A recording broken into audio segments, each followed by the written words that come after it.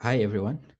So I will be covering the approach to narrow complex tachycardias this time. It might be a bit of a long video. Apologies for that. Simply because there's just going to be a bit more explaining on this video. So let's get right into it. So if you have a narrow complex tachycardia in front of you, there's quite a number of steps that you can take to help you narrow down your differential diagnosis, because there's quite a whole bucket list of narrow complex tachycardias out there, all your SVTs. And I think before we get into that, if we can just cover this, there's quite a couple of areas from which these tachycardias could arise, obviously. For example, if that's your LA, that's your RA. If you have to look at anatomical regions where these tachycardias could arise, so in your LA, they could actually come from, so you have your pulmonary veins. So these are the ostia of your pulmonary veins. So that's your left superior, left inferior, right superior, right inferior pulmonary veins. So you can have arrhythmias arising from the ostia there, especially with things like AF. I mean, we've seen the EP cases where they do pulmonary vein isolation, where they just burn around the areas there. All right. So they could arise from pulmonary veins, and they can actually arise from the atrial muscle itself.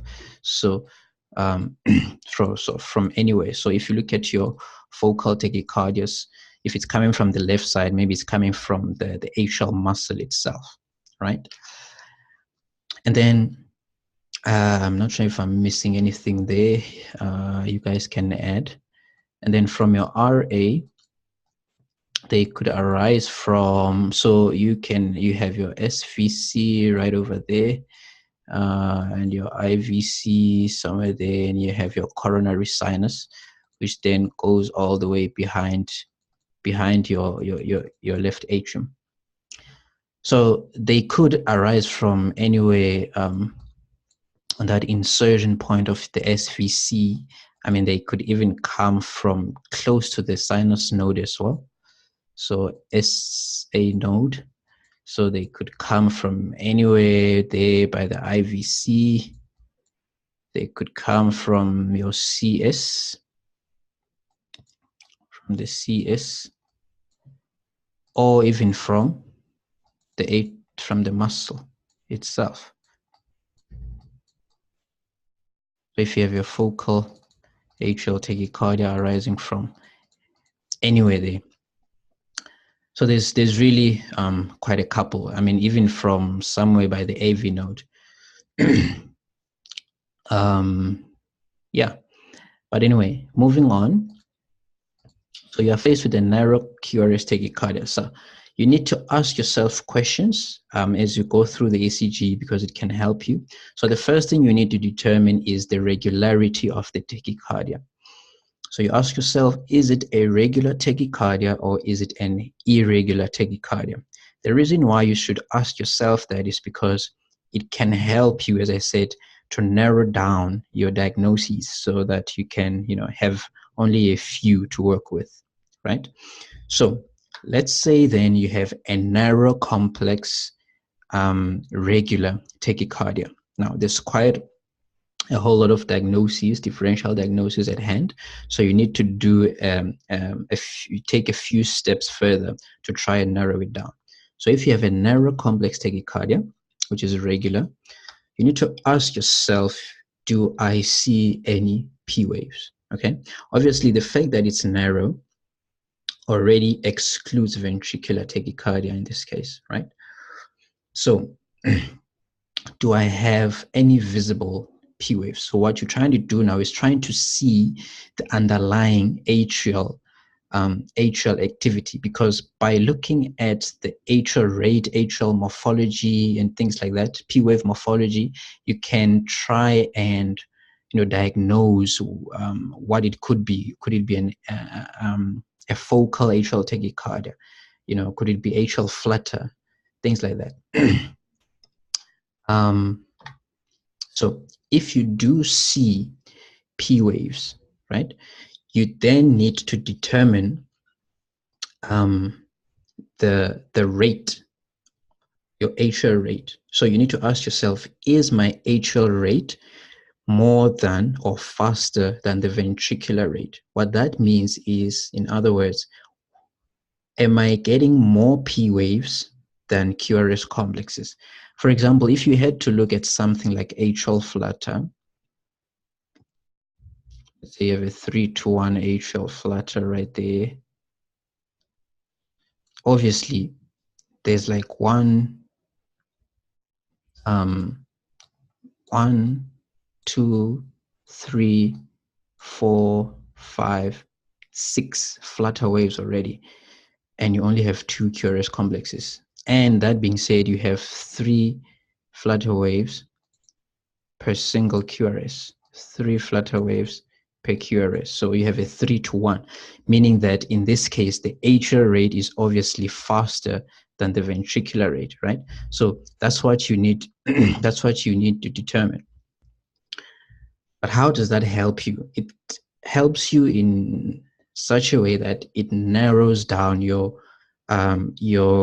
differential diagnosis to only 2 common possible diagnoses, and that would be atrial tachycardia or atrial flutter.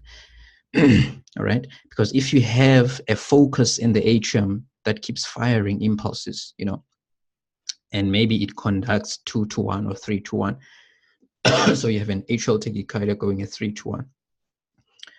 So you have a tachycardia where your atrial rate is faster than your ventricular rate. You have more P waves than QRS complexes. Same thing with atrial flutter. So once you've determined this, then these are the 2 differential diagnoses you are left with. But if your atrial rate is not more than your ventricular rate, what is that telling you? This is telling you that what you actually have is a 1:1 relationship, meaning you have as many P waves as your R waves, okay? You don't have more A's than V's in this case. So there's a few things that you also need to do in this case where you have a 1:1 relationship. Now, what you need to do then is to analyze your RP interval. Now, what is an RP interval? So let's say you have a tachycardia right here. So that's your QRS complex. And let's say you have a retrograde P wave there, and then a T, QRS retrograde P, and then a T wave. Now, if you take this interval right here, so this is your R wave, and then that's your P wave right there. So that would be your RP interval, okay? You need to analyze that interval because it gives you some important information. So if you find that your RP interval is shorter than your PR interval, so in this case, our PR interval would be this one. So there's our P, there's our R. So this is our PR. So here we have RP shorter than PR, meaning we have a short RP tachycardia. I'm sure some of you have heard of short and long RP tachycardias. What you need to do is you need to calculate this RP interval. And if it is less than 70 milliseconds, so not more than 2 small boxes, if it's less than 70 milliseconds, then your most likely diagnosis will be typical AV-NRT. it's important that we say typical AVNRT because there's different types of AVNRT. You get typical and atypical.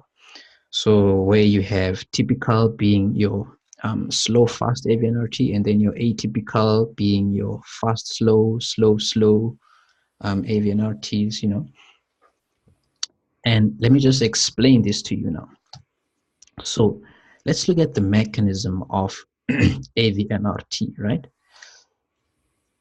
So let's say this is our AV node. This is our AV node right here. This is our His bundle, and then there's our Purkinje system. Okay. Now, normally in sinus rhythm, you have an impulse coming down, okay, from the sinus node and then enters into the AV node. For AVNRT to exist, you need dual AV node physiology. Please remember that and write it down. You need dual AV node physiology, and I will explain that to you now. So there's two pathways that you can find along the AV node, right? So when this impulse comes down, it goes down both pathways at the same time. So the first one is called the slow pathway, and then the second one is called the fast pathway. So this side you have a fast pathway, and this side you have a slow pathway. All right. What's the difference between the two?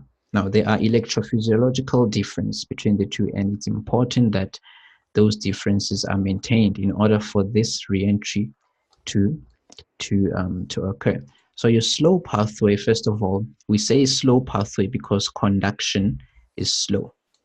Okay, you have slow conduction. Slow conduction. The second thing that you have is that the refractory period of your slow pathway is fast. So you have a fast, not fast, sorry, that's an inappropriate word. You have a short refractory period.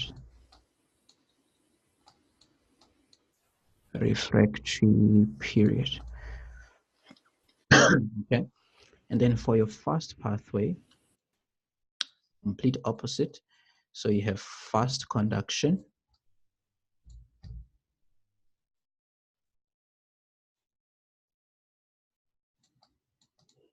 and you have a longer refractory period.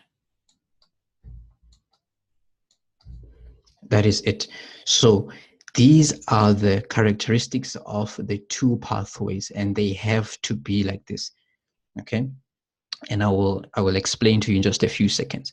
So this impulse that came from the sinus node comes down, travels both ways. Okay, obviously this side travels faster, so it gets to this region faster than that, and then it goes down the His and then down your Purkinje system. And because this impulse now is still trying to conduct slowly down the slow pathway, it hasn't reached this area yet, right? Now, it tries to go up this way, but what it does is it then collides with this impulse that was moving down the slow pathway, and then you get a block, and then it blocks, okay? So this is what happens in normal sinus rhythm. Impulse moves both sides, moves faster in this fast pathway, and then when it tries to go up retrogradely, it blocks. Okay, that is in normal sinus rhythm. Now, what happens in AV NRT? So let's show that.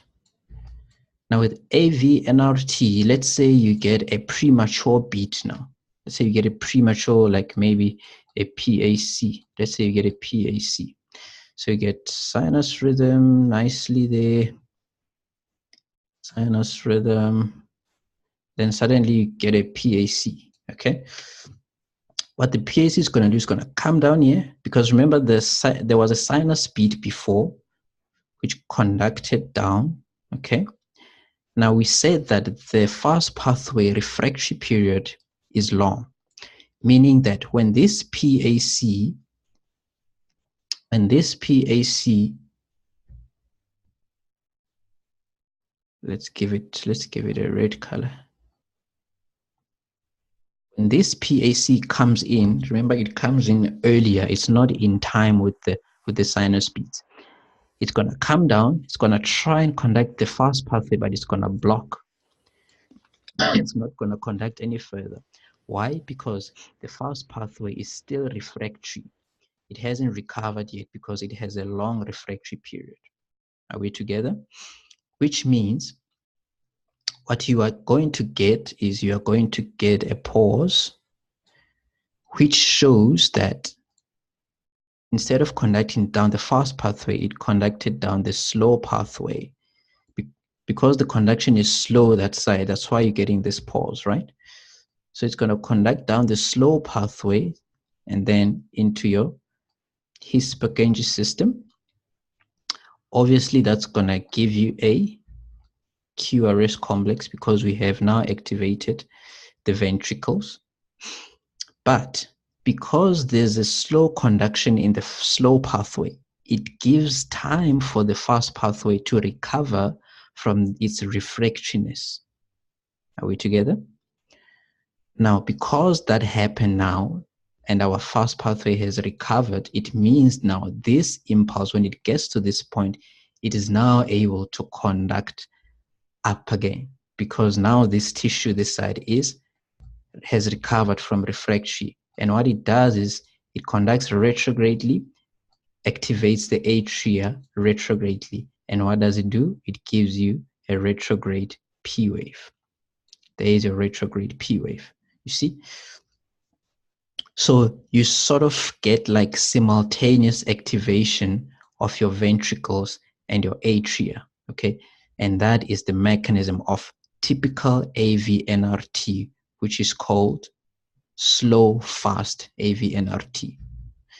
That is why, because of this simultaneous activation of your V and your A, you get a short RP interval, which should be less than 70 milliseconds for your typical AVNRT. So I hope that makes sense. So now that we've analyzed this now, let's see what, another thing is, if you have your narrow Qrs tachycardia, which is regular, but your P waves are not really so visible, your highest suspicion should still be typical AVNRT, because as I explained the mechanism, from that simultaneous activation of your V and your A, you might not be able to see the P waves, the retrograde P waves, because sometimes they get really embedded on the QRS complex and it's difficult to see them. So AVNRT doesn't leave your bucket list. Now, if your RP interval is still shorter than your PR, but it is more than 70 milliseconds, then your differentials should become AVRT or atypical AVNRT or an atrial, atrial tachycardia. Now let's just explain atypical AVNRT quickly.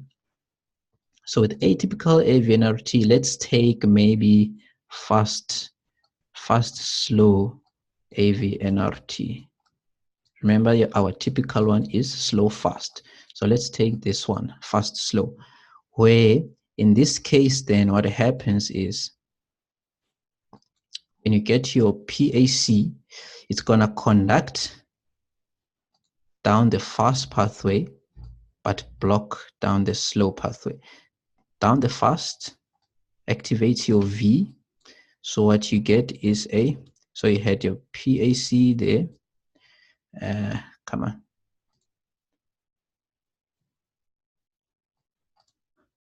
So you get your PAC, and then you get down the fast pathway,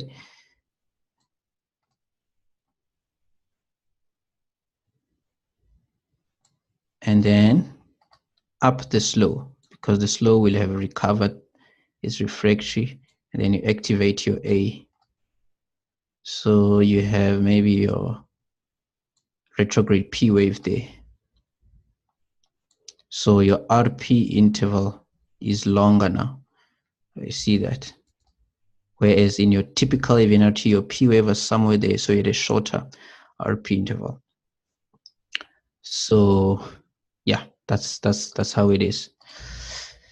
Now, let's say now you see that your RP interval is more than your PR interval, meaning you have a long RP interval. Then your differential changes.